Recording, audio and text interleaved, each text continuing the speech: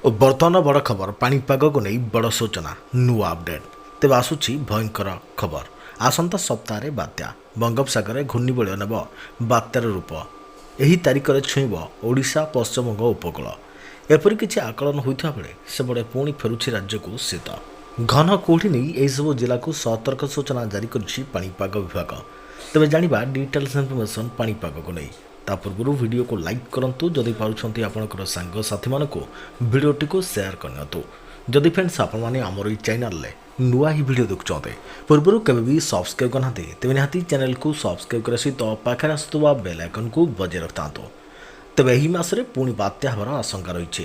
Media report ଅନୁସାରେ ଏହା ଖବର ମିଳିଛି ଯେ ଏହି ମାସର ଦ୍ୱିତୀୟ ସପ୍ତାହ ସୁଦ୍ଧା ତାମିଲନାଡୁ ଉପକୂଳ ବଙ୍ଗୋପସାଗରରେ ସୃଷ୍ଟି ହୋଇପାରେ ଘୂର୍ଣ୍ଣିବଳୟ। ଏହି ଘୂର୍ଣ୍ଣିବଳୟ ବାତ୍ୟାର ରୂପ ନେଇପାରେ।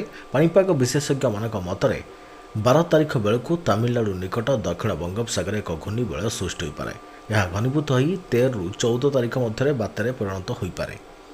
ତେବେ ସବୁଠାରୁ ବଡ଼ କଥା ହେଉଛି ଯେ ଏହି ବାତ୍ୟା ଓଡ଼ିଶା ପଶ୍ଚିମବଙ୍ଗ ଉପକୂଳକୁ ଛୁଇଁବାର ସମ୍ଭାବନା ରହିଛି।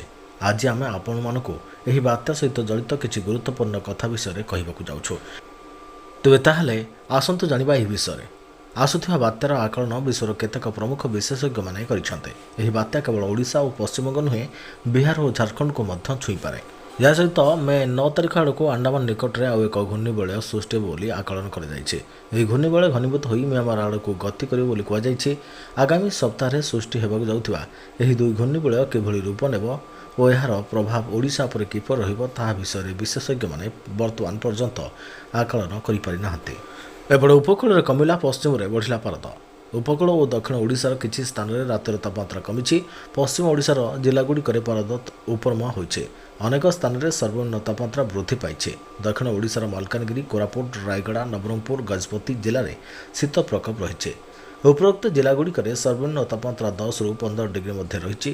ତେବେ କନ୍ଧମାଳ ଜିଲ୍ଲାର ଉଦୟଗିରିରେ ପାରଦ 9.1 ଡିଗ୍ରୀ ରହିଥିବା ବେଳେ ସିମିଲିଗୁଡ଼ାରେ 10.4 ଡିଗ୍ରୀ ରହିଛି।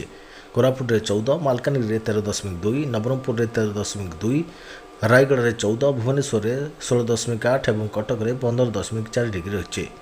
ତେବେ ଗତକାଲି ସକାଳେ କେନ୍ଦୁଝର, ପୁରୀ, ବାରିପଦା ଏବଂ ଗୋପାଳପୁରରେ ଘନ କୁହୁଡ଼ି ଦୃଶ୍ୟମାନ ହୋଇଛି। ଆଜି ସକାଳେ ମଧ୍ୟ କେନ୍ଦ୍ରାପଡ଼ା, ଜଗତସିଂହପୁର, ପୁରୀ ଜିଲ୍ଲାର କିଛି ଅଞ୍ଚଳରେ ଘନ କୁହୁଡ଼ି ଦୃଶ୍ୟମାନ ହେଉଛି ଏବଂ ପୁଣି ସନ୍ଧ୍ୟା ପରେ ମଧ୍ୟ ଏହା ବଳବତ୍ତର ରହିବ ବୋଲି କୁହାଯାଇଛି।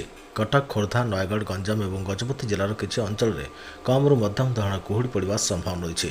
ଭୁବନେଶ୍ୱର ପାଣିପାଗ ବିଜ୍ଞାନ କେନ୍ଦ୍ରର ପୂର୍ବାନୁମାନ ଅନୁଯାୟୀ ଆସନ୍ତା ସପ୍ତାହ ପର୍ଯ୍ୟନ୍ତ ରାଜ୍ୟର ସର୍ବନିମ୍ନ ତାପମାତ୍ରାରେ ବିଶେଷ ପରିବର୍ତ୍ତନ ଆସିବାର ସମ୍ଭାବନା ନାହିଁ।